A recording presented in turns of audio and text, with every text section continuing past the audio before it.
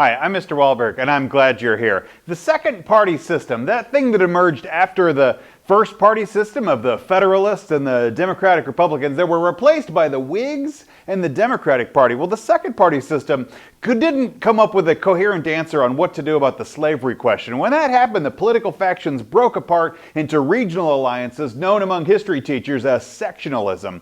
That Whig party collapse opened the door to the upstart of the Republican Party and its biggest star, Abraham Lincoln. Turn with us now to those thrilling days of yesteryear, when out of the past come the thundering hoofbeats of Wahlberg's A-Push. History class rides again!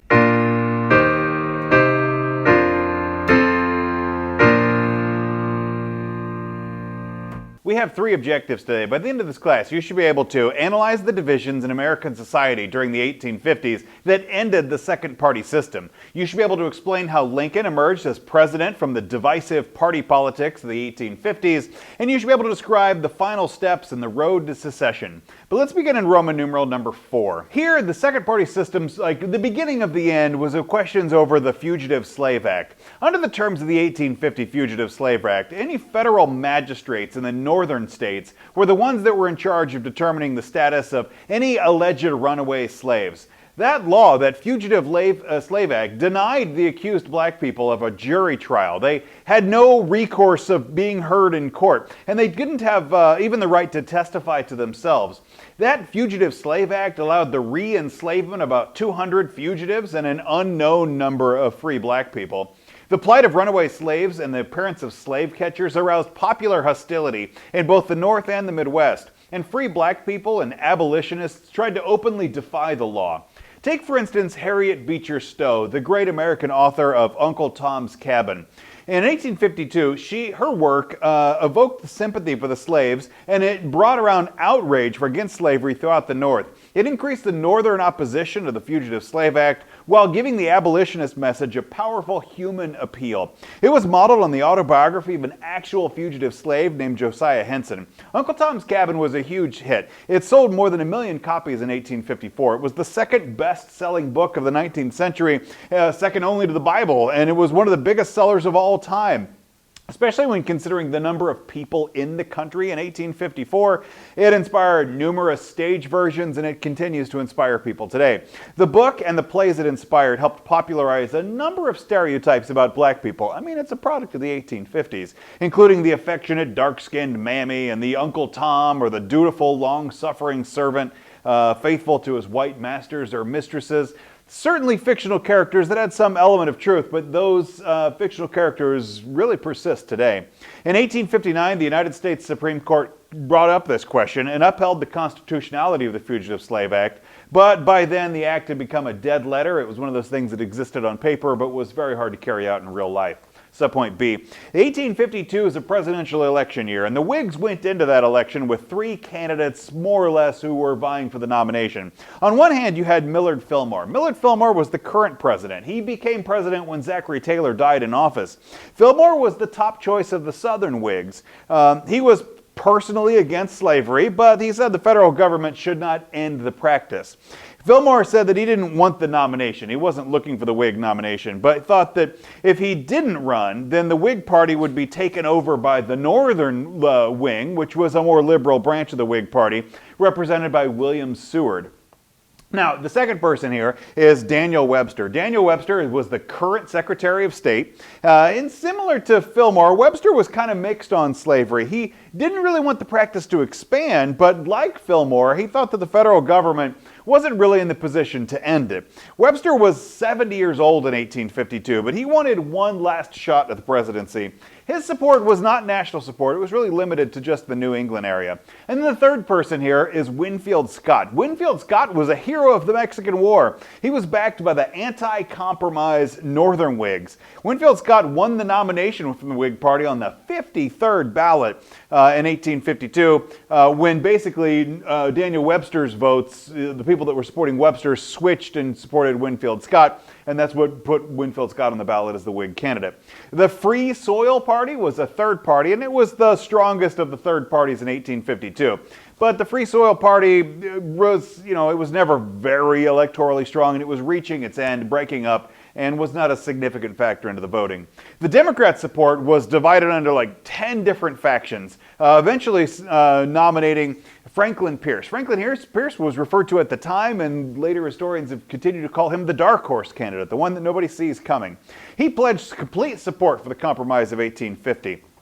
Now really, Franklin Pierce and Winfield Scott didn't have really significant policy differences, and so the election became a contest of personalities more than anything else. Winfield Scott had been a top U.S. general in the Mexican-American War, and he had a long and distinguished military career. Franklin Pierce had also served in the Mexican-American War. The Whigs, though, were badly divided between the northern and the southern branches of the party, and Winfield Scott's anti-slavery reputation really dogged him in the South. With a more unified party, Franklin Pierce won in a landslide. Subpoint C. Franklin Pierce, once he takes office, pursues an expansionist foreign policy. Expansionism is the idea that the United States should grow, it should expand, and should have its influence whether directly taking new land or by pushing its influence out on other countries.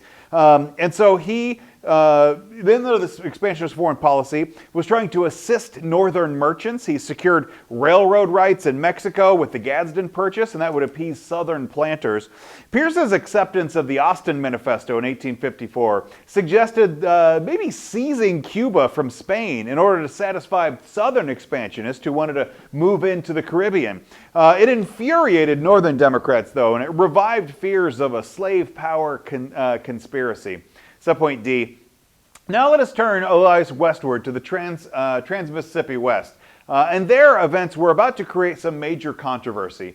A senator from Illinois, a United States senator from Illinois named Stephen A. Douglas, suggested voiding the Indian rights to the Great Plains. Basically saying that, like, there are contract provisions protecting Indian rights in the Great Plains, but we should go ahead and end those because they're holding back. It basically said that we need to construct a transcontinental railroad from Chicago to California.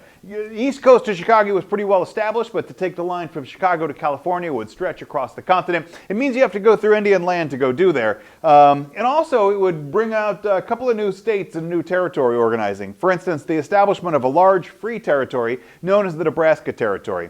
To attract Southern support, Stephen Douglas's Kansas-Nebraska Act tried to divide the Northern Louisiana Purchase, like the Northern Territory Louisiana Purchase, divide that into two different territories, the Kansas Territory and the Nebraska Territory, and voided the old Missouri Compromise line, saying that slavery in these areas, we're limiting it to with essentially the parallels on the southern side of Missouri. But here, if we organize these new territories, let's make slavery determined by popular sovereignty. Let the people in the Kansas Territory or the Nebraska Territory vote if they want slavery or not. The Kansas-Nebraska Act passed in 1854. It narrowly passed, but it definitely did pass. Subpoint E. In 1854, we also see the emergence of a new political party known as the American Party. The American Party was the political party which appealed to the anti-Catholic and anti-immigrant, and in the North, anti-slavery sentiments, and they were all wrapped up together in this American Party. The American Party had a more enduring nickname, though, and it was known as the Know-Nothing Party. The Know-Nothing Party came about because in its earliest days it was a secret organization, and if somebody asked you if you were a member of it, that you'd say, well, I know nothing about it. So, oh, you know nothing. So it became the Know-Nothing Party. So the American Party, more commonly known as the Know-Nothing Party, it had its origins in the anti-immigrant and anti-Catholic organizations of the 1840s. It was committed to reserving political office for any native-born Americans and resisting the aggressions of the Catholic Church, including its supposed efforts to undermine the value of public schools.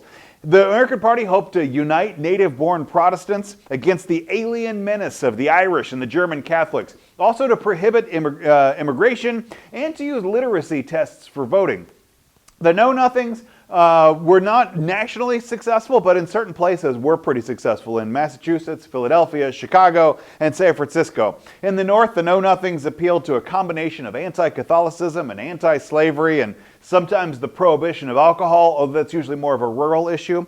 But they become regionally important in some certain cities. Subpoint F. The Kansas-Nebraska Act proved to be the end of that second-party system. The anti-slavery Northern Whigs and the anti-Nebraska Democrats, they formed a new party in 1854 known as the Republicans. This rise of the Republican Party reflected an underlying economic and social change. You see, the railroad network was growing, and they grew from 5,000 miles to 30,000 miles by 1860.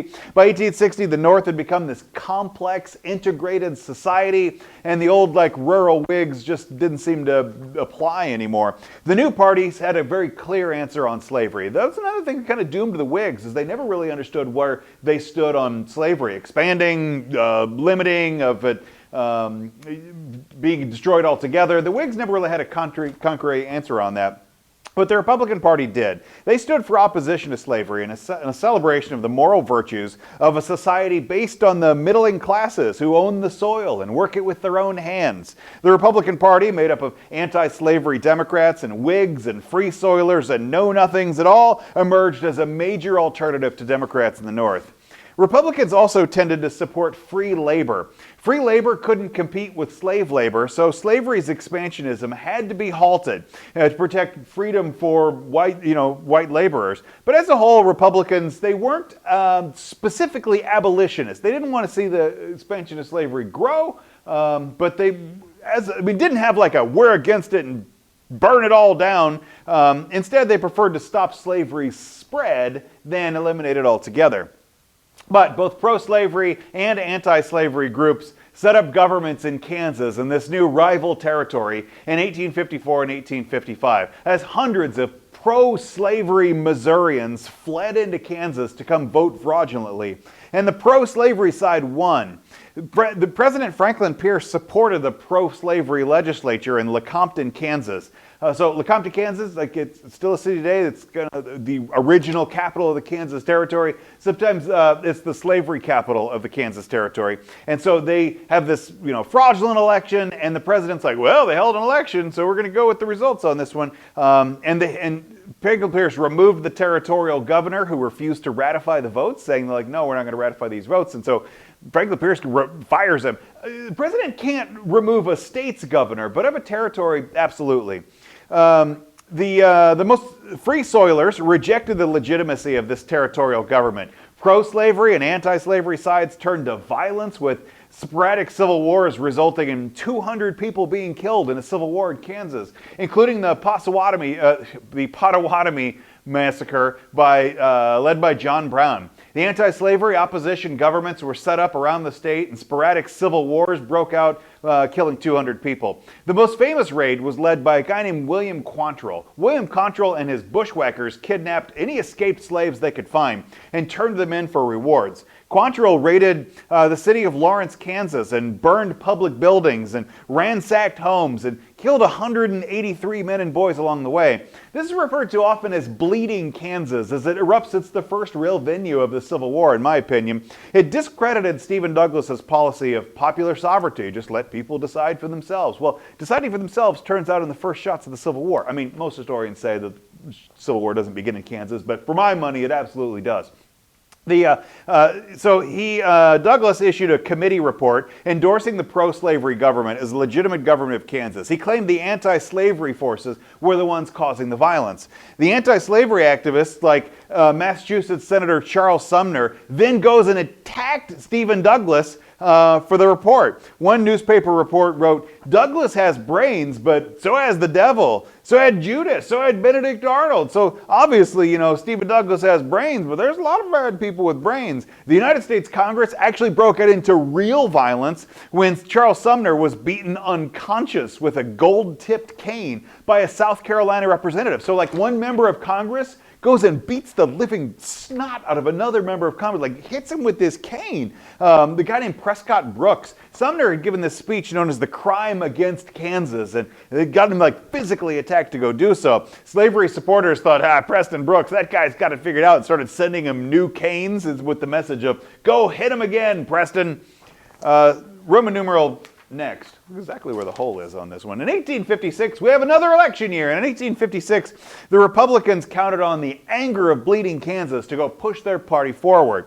They nominated Colonel James C. Fremont. We've met James C. Fremont before. He was the guy that led the Bear Flag Rebellion in California, eventually causing California to secede from Mexico and come into the Union. Well, that's who the Republicans nominated in 1856, a free soiler who'd won fame in California's Bear Flag Rebellion.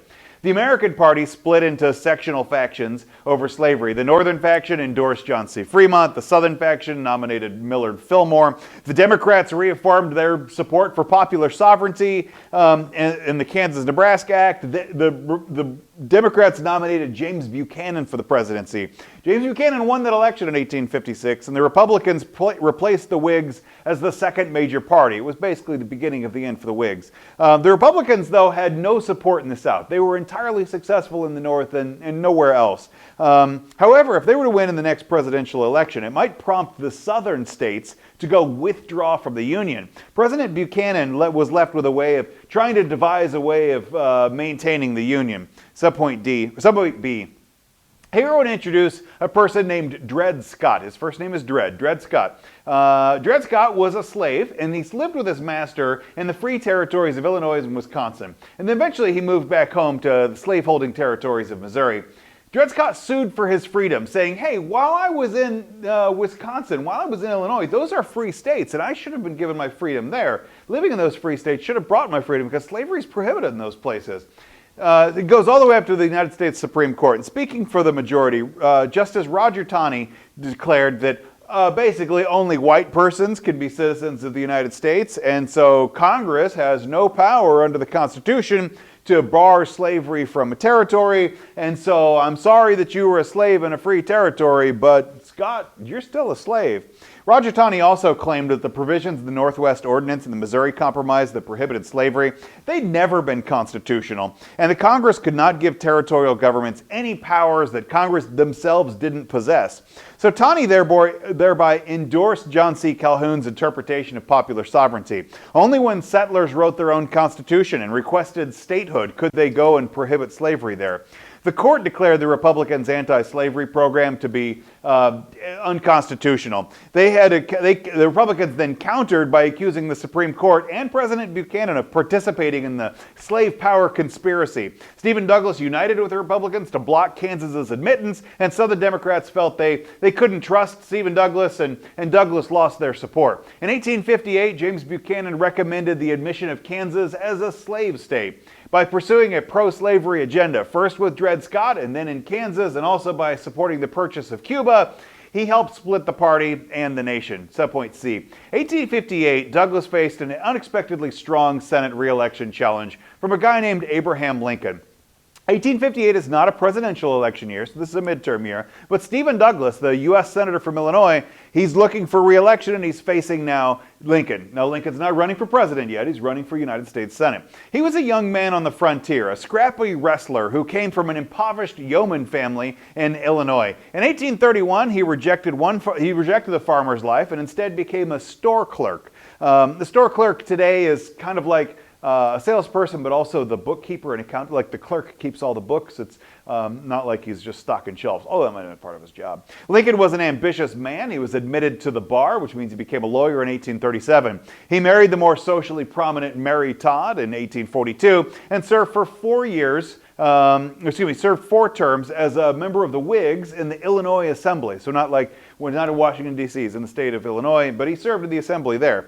In 1846, Lincoln won election to Congress, where he had to take a stand on the issue of slavery. He believed that slavery was unjust, but in 1846, he didn't think it was the federal government's job to go tamper with it. He thought that the government lacked the constitutional authority to do so. Lincoln argued that prohibiting the expansion of slavery, gradual emancipation, and the colonization of freed slaves were the only practical ways to address the issue, saying you can't go and outlaw slavery all at once. You got to phase it out and then, colonize the slaves somewhere else. Get them out of the country. Both abolitionists and pro-slavery activists derided Lincoln's pragmatic policies. There's never, a loud voice for pragmatism. And he lost his bid for re-election. And for a while, he withdrew from politics altogether and in order to devote his time practicing the law. Lincoln returned to politics after the passage of Stephen Douglas's Kansas-Nebraska Act. He attacked the idea of popular sovereignty and opposed the idea of slavery in the territories. Lincoln's speeches, and he's a great orator, his speeches combined the moral language of the abolitionists with respect for order and the Constitution of maybe the more conservative Northerners. Subpoint D, Lincoln's campaign against Douglas cemented the challenger's national reputation. Douglas had been a major political leader, and so any challenge brought notoriety. To the Lincoln-Douglas debates, so like Lincoln and Douglas set off in these series of debates to go, argue for how the election is going to go. These debates, they, obviously there's no tapes or recordings of it, but there's transcripts that exist of it and newspaper reports of it. And they really cemented the idea of a challenger's national reputation, but they're also these classics of American oratory. Because to Lincoln, freedom means opposing slavery. He's against slavery, and that's like the simplest definition of what freedom is. To Douglas argued that the basis of freedom lay in self-government and self-determination, choosing for yourself what is right and what your own future would be. Stephen Douglas asserted that the Freeport debate, one of the debates in particular, that popular sovereignty was compatible with the Dred Scott decision, and that people should decide for themselves. The 1858 duel for the U.S. Senate, Douglas declared his support for white supremacy, and Lincoln, put on the defensive by Douglas, advocated economic opportunity for black people. But in 1858, Lincoln is not a superstar on civil rights. He doesn't declare for equal political rights. He's not trying to get black people the right to vote or to citizenship. That's not his position, at least at this point. Lincoln shared a lot of the racial prejudices of the day. You got to remember, I mean, people carry their own baggage at the time they live in, and he's a product of his era. He notably, he didn't want to give black people the right to vote. That Freeport debate, the Freeport Doctrine, what it becomes known as, is the Stephen Douglas Doctrine. It asserted that the settlers could exclude slavery by not adopting local legislation which would go protect it. It upset pro-slavery advocates, it upset abolitionists, and basically Douglas doesn't make friends with too many people all at once. Douglas ends up winning this election, though. It's not. Lincoln goes and mounts a strong challenge and really cements his position on the national stage, but Douglas is the winner. Subpoint E.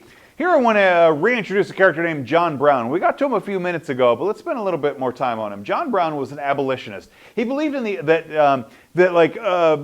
ending slavery was a crucial issue. It needs to be at the top of everybody's list. And the only way to do it, in John Brown's mind, was an armed insurrection. Basically, we need to go get a militia and go storm the centers of power and go free the slaves. It was the only way to overthrow that institution of slavery. John Brown led retaliatory fights against slave forces in Bleeding, Kansas, before taking up a raid in Harper's Ferry, Virginia. There, he led an armed assault on a federal arsenal. He believed that a slave insurrection would come up and join him. So he's like, the arsenal is where they're keeping all the guns. He led an armed assault on the arsenal to go steal all the guns, and he was going to go arm all the slaves that would come join him along the way.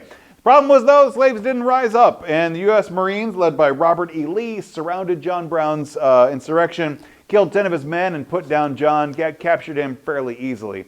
John Brown was placed on trial for treason to the state of Virginia. Some people wondered if John Brown himself was actually even sane enough to stand trial, but he did anyway. This has been an ongoing discussion about Brown, whether or not he's a crazed person, if he's flirting with insanity. That's charges that would be levied against him for a generation afterwards. At the time, people didn't think he was crazy. Maybe his ideas seemed crazy, but he was found he was found fit to stand trial. And in that trial, he was found guilty and hanged. But John Brown's execution turned him into a martyr to much of the North. Subpoint F. The Southern Democrats divided into basically two groups. You had one side, you had the moderates. The moderates were referred to as the Southern Rights Democrats. They pursued protection of slavery in the territory. So the Democratic Party basically splits inside, protect slavery in its areas. On the other hand, you have the more radical side. These people are not the moderates, the more radical side, and they're known as the Fire Eaters. The Fire Eaters hope to split the Democratic Party open and save the country to go form a Southern Confederacy. So split the Democratic Party, but also to split the country into a Southern Confederacy. In 1860, Northern Democrats rejected Jefferson Davis's program to go protect slavery in the territories, and so delegates from 8 Southern states just quit the meeting and walked out. The Southern Democrats nominated as their candidate John C. Breckinridge of Kentucky. Meeting separately, Northern and Midwestern delegates nominated Stephen Douglas. And that brings us to subpoint G, the election of 1860. Douglas entered the Democratic Convention in 1860 with a lead, but not enough to go secure the party's nomination. Because of Douglas's fight against Lecompton's pro-slavery constitution and his refusal to support full slavery in the territories, Douglas lost the support of the Southern Democrats, who really wanted to protect slavery in the territories. When the Democratic Party went and reaffirmed the idea of popular sovereignty, delegates of 7 states walked out amid electoral chaos. When the convention reconvened, the Democrats had replaced those people that walked out with Douglas supporters, and they nominated him for president. Southerners created their own ticket, and they nominated a Kentuckian who insisted on slavery's protection in the East. Republicans nominated Abraham Lincoln. William Seward originally held the lead over Lincoln, but the Know-Nothings opposed Seward because when he was governor of New Jersey, he had the audacity to go support Catholic schools, and there's nothing that aggravates the Know-Nothings of the American Party like supporting anything that smells like Catholicism. The Republican Party platform included denying the validity of the Dred Scott decision, opposing slavery's expansion, and adding economic incentives to appeal to Northern voters. In effect, 2 different presidential campaigns took place in 1860. Lincoln versus Douglas in the North, and then Douglas versus Breckinridge and John Bell in the South. John Bell was the leader of the Constitutional Unionists, and he hoped to preserve the Constitution and the Union. But Lincoln ends up winning, and he wins without a single vote in any of the southern 10 states. But Lincoln wins enough of the northern states that he becomes elected as the nation's 16th president. The North's much bigger population allowed Lincoln to win that presidency. When Lincoln wins the presidency, it changes everything. It instigates the South. It pushes all the alarms for the pro-slavery side, and we're seeing how the South will split off in a fascinating story that I can't wait to tell you about. Make sure you like and subscribe. God bless you.